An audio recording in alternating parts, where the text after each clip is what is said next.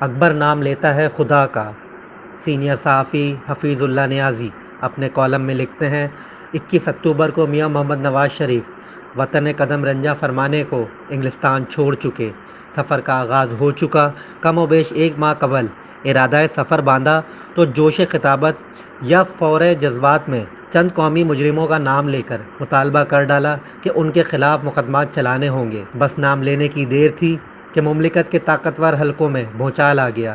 نون لیگی رہنماؤں میں کھلبلی مچ گئی۔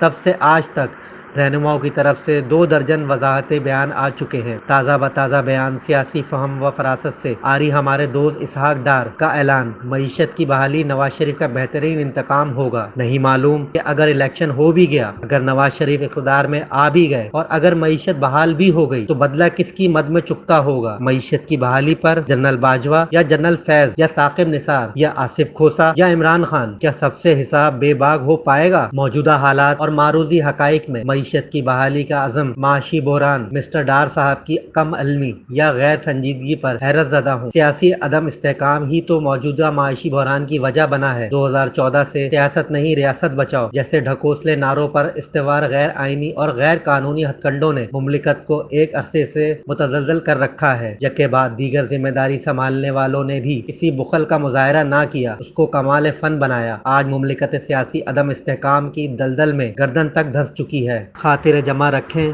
جب تک اپریل 2014 سے اپریل 2022 تک مملکت کو اس حال تک پہنچانے والوں کا تعین نہیں ہوگا، جب تک طاقتور آئین اور قانون کی زیر دست نہیں ہوں گے، دھجیاں اڑانے والوں کو سزائیں نہیں ملیں گی، مملکت کا سیاسی مستقبل مخدوش ہی رہنا ہے۔ میرا عقیدہ ہے کہ خواجہ ناظم الدین کی معزولی پر یا 1956 کے آئین کی منسوخی کا سدباب ہو جاتا تو 1971 کا ثانیہ اور حد تک آمیز شکست نصیب نہ بنتی۔ مملکت کی بدقسمتی کہ طاقت کے زور پر سیاست ہتھیانے کا کھیل، وطنی شکست وغیرہ کئی مراحل کے بعد زخم خوردہ سیاسی استحکام کا سفر جب جنرل راحیل اور جنرل باجوہ تک پہنچا تو دونوں نے اس کو مزید 4 چاند لگائے۔ جنرل راحیل شریف اور جنرل باجوہ نے اپنے عہدوں کو دوام بخشنے کی خاطر جو شرح تخلیق کیا آج آفریت بن کر سامنے ہے۔ دونوں کا مقصد ایک ہی کہ تا حیات آرمی چیف رہنا ہے۔ جنرل باجوہ کا اضافی بوجھ کہ اپنے ادارے پر بھی رحم نہ آیا، اپنے عزائم ادارے کے خلاف استعمال کر ڈالے۔ پہلا موقع کہ ادارے کی وجہ شہرت، اتحاد اور تنظیم بذریعہ اپنی سربراہی تختہ مشق بنی رہی۔ امریکہ کے مضبوط صدر ہیری ٹرومین نے 1945 سے 1953 تک اپنے دفتر میں دیوار پر کندہ کرایا کہ سب کچھ میں ہی میں ہوں۔ آج امریکہ کے سیاسی استحکام کا راز اسی میں پنہاں ہے۔ ہمارے ہاں الٹی گنگا بہتی ہے۔ ماضی کرے دیں تو 70 سال سے مملکت میں سانپ سیڑھی کا کھیل جاری ہے۔ پہلا المیہ طاقت کا سرچشمہ کبھی منتخب حکومت ماں سوائے لیاقت علی خان نہ بن پائی۔ بگاڑ کی ساری ذمہ داری ہمیشہ سیاسی حکومت پر، جبکہ اختیارات اور احکامات ہمیشہ طاقت کے زیر اثر رہے۔ دوسرا المیہ ہر 8 سے 10 سال بعد مملکت 0 پوائنٹ سے اپنے سیاسی استحکام کی بازیابی کے نئے سفر کا آغاز کرتی ہے۔ اس لحاظ سے 70 سال کے مختصر سفر میں ہم انواع اقسام کے نظام آزما چکے ہیں۔ تیسرا المیہ خواجہ نظام الدین کی معزولی سے لے کر نگراں وزیر اعظم کاکڑ تک لمبی فہرست میں ایک وزیر اعظم بھی نہیں